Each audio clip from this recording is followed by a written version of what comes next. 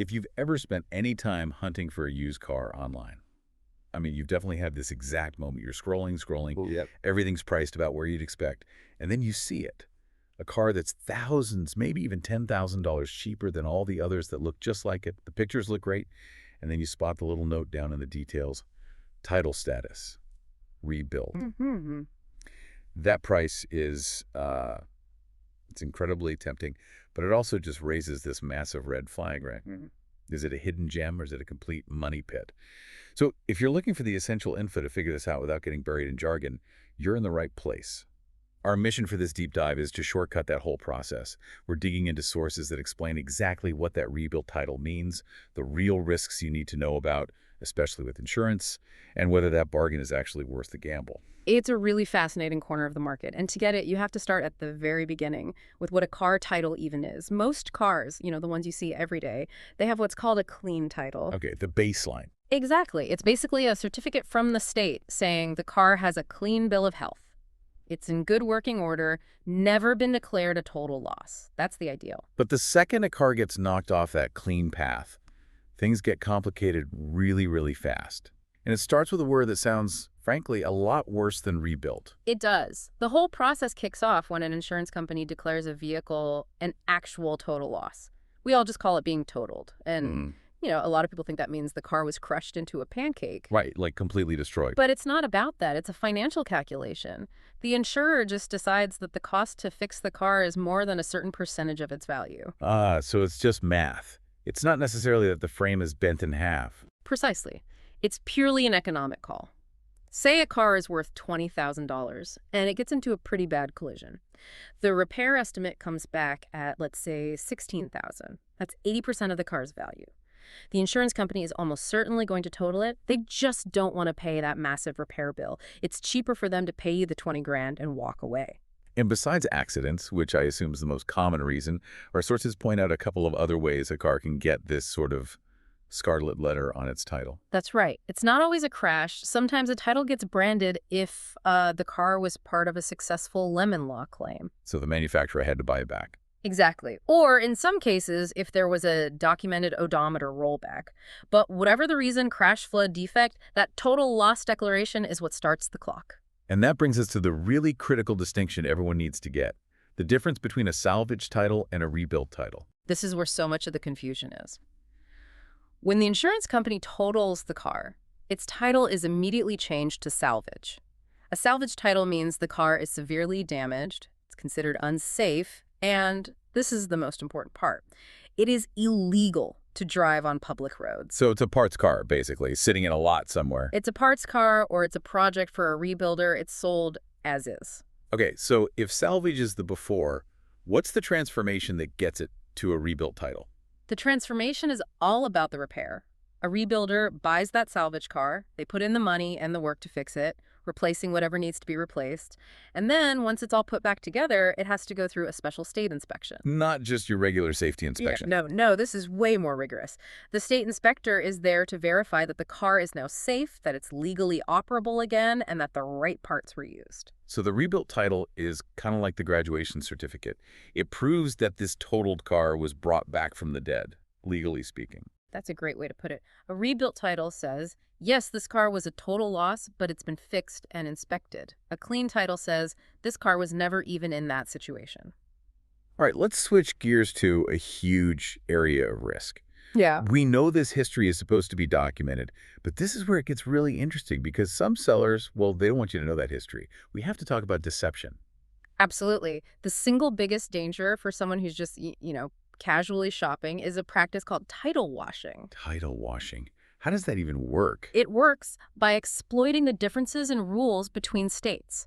A seller might have a salvage car in a state with really strict laws, right? Okay. So they'll ship it to another state, one with looser rules. They'll do the repairs there, file some minimal paperwork, and try to get that state to issue a brand new title that looks clean. Wow, so they're literally trying to wash the salvage history off the record. They're erasing it from the public-facing documents, and that is terrifying because if the car looks good, you'd have absolutely no idea it was once a wreck. That's a critical risk.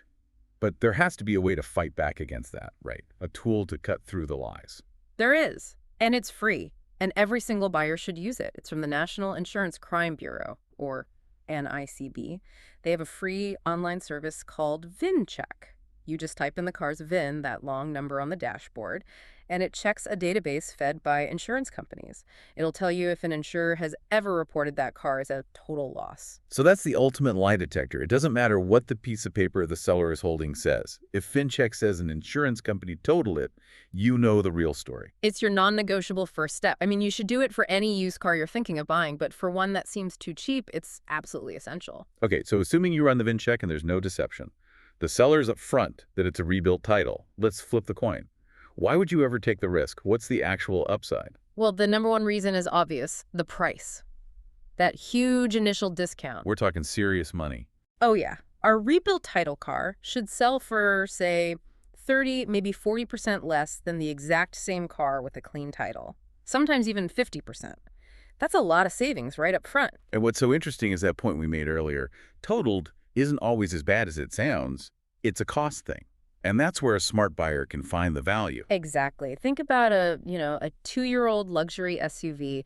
It's worth $60,000. It gets into what looks like a minor fender bender, but that fender bender takes out the super complex LED headlight assemblies, the bumper with all its sensors. Maybe it even pops an airbag. I've heard those headlight units can cost thousands of dollars by themselves. They can. So suddenly, the parts and labor for those lights, the sensors, the bumper, the bill is $45,000. Which is 75% of the car's value. Right. The insurer totals it. But if a good rebuilder can do the work properly for, say, $30,000, they can turn around and sell it for $40,000. You just save $20,000 on a basically new car. So in that case, the core of the car, the frame, the engine, was never really compromised. It was just expensive bolt-on parts. That's the key. That's the diamond in the rough you're looking for. A car that was structurally fine, but just needed expensive components. But this brings up the giant flashing warning sign. You have to find out what was damaged. You have to ask exactly why it was totaled and what was fixed. Because it's so easy to just believe the seller when they say, oh, it was just a little bumper damage. And that's where you absolutely cannot trust them, or even your own eyes. You have to bring in an expert. If the damage really was just cosmetic, it could be a fantastic deal. But if that car's subframe was bent, or if a crumple zone was compromised, that is a massive gamble on your safety. So that few $100 for a pre-purchase inspection isn't optional here. It's mandatory. It's the best money you'll ever spend.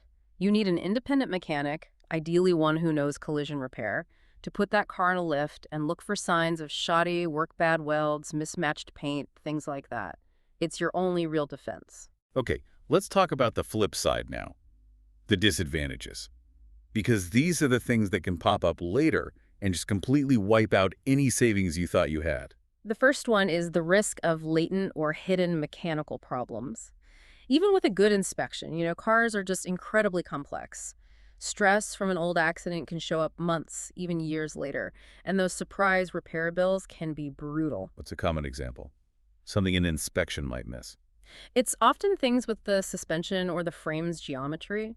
A car might drive straight and pass inspection, but if the unibody was just slightly weakened, maybe it starts handling weird under pressure, or you find you're just constantly chewing through tires on one side and you can never get the alignment right. Little gremlins that are impossible to trace back. Exactly. Or a sensor got knocked in the crash, it seemed fine, but then moisture gets in and it fails 6 months later, and it's a $1,200 part.